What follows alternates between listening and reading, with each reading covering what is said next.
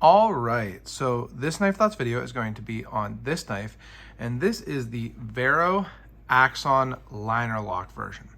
And so I traded into this knife on Reddit, and it's a knife that I was interested in, or rather this brand Vero Knives or Vero Engineering, because there's definitely, a unique aesthetic to these knives. And so I've been wanting to try one for a while, and, just happened to get an offer for some other knives, two other knives actually, that I traded for this knife. So I did get this, secondhand, but it was in pretty good shape.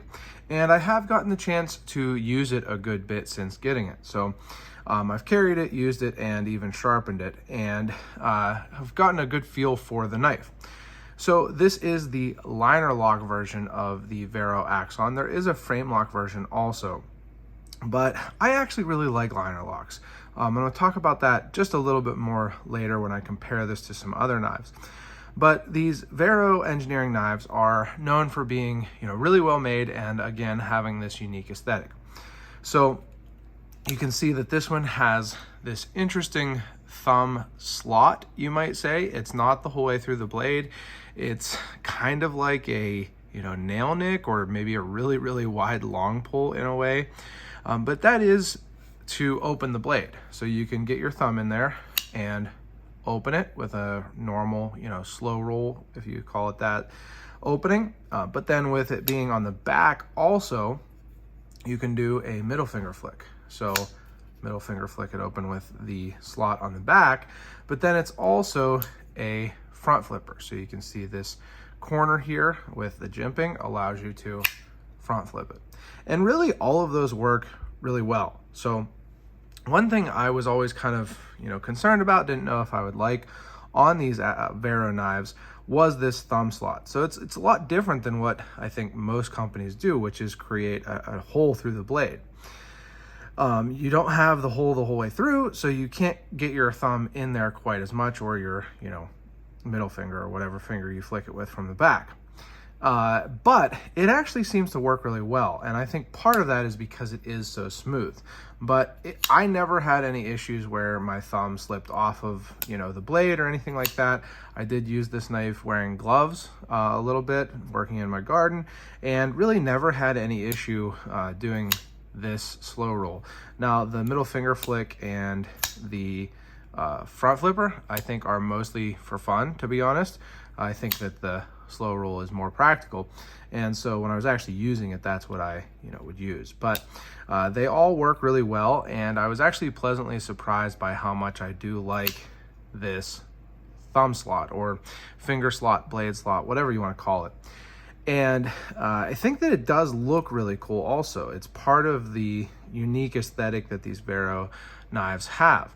It's very different looking than something like a spider hole where it's cut the whole way through, or a thumb stud.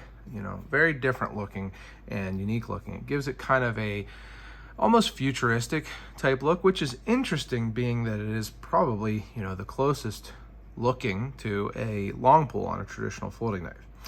But I was really pleasantly surprised by how well that worked. And, I've historically not been big on front flippers, but I actually have been liking them more recently, and this one works really well.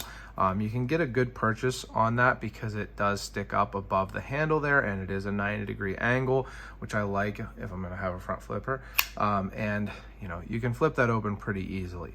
Now, again, probably not the way that I would use, the opening method that I would use if I really needed to get this knife open quickly and securely, but definitely lots of fun to flip it open with that front flipper.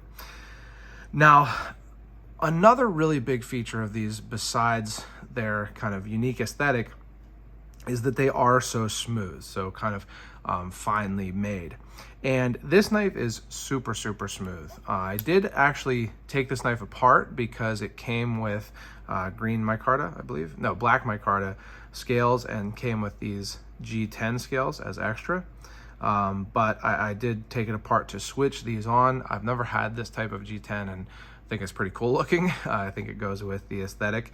So I switched it on to these. Had a little bit of trouble actually with the disassembly and reassembly, but it came from the first owner really, really, really smooth, and I was able to get it back to being pretty much perfectly centered and very, very smooth, and lock up nice and solidly.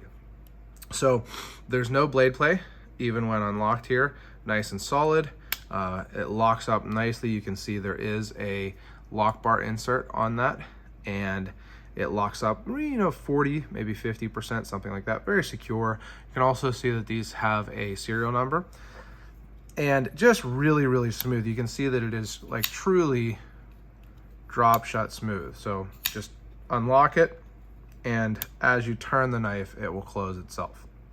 So very, very smooth.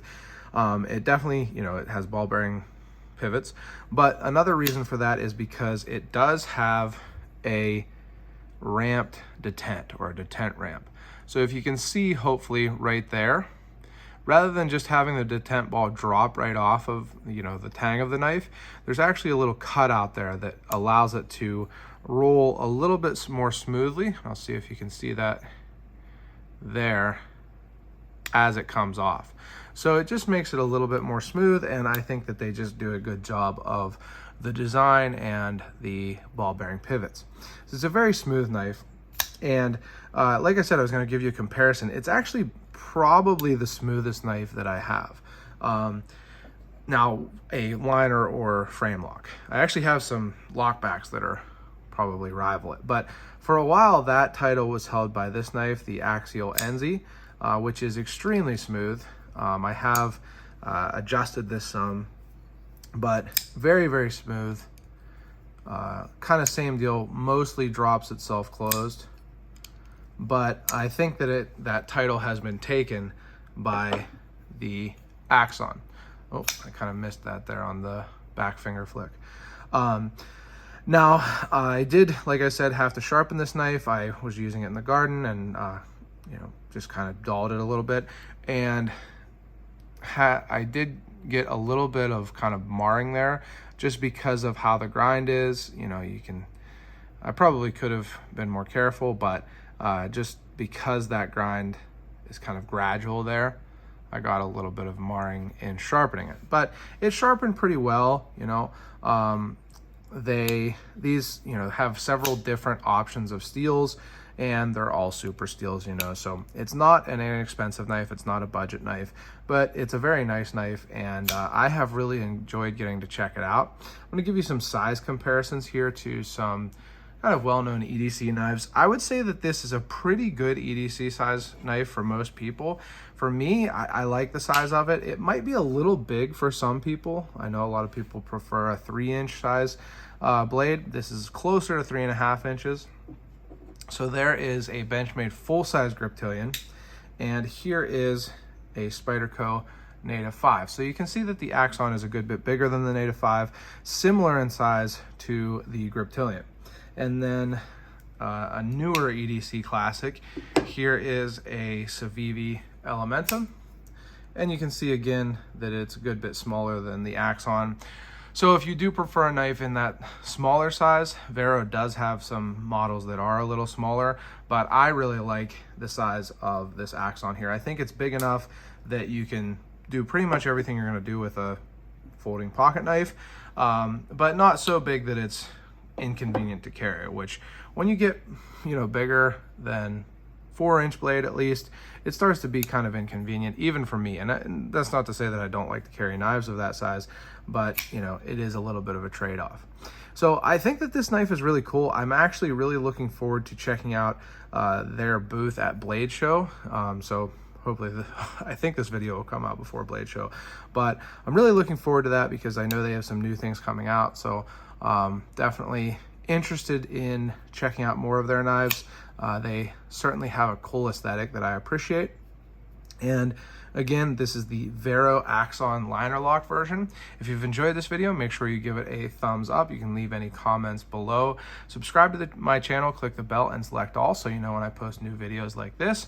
Check out my social media. I'm on Instagram and Facebook at Knife Thoughts, and my website, knifethoughts.com, where I post articles on knives like this and knife-related topics. And last but not least, as always, don't forget to go out and do good.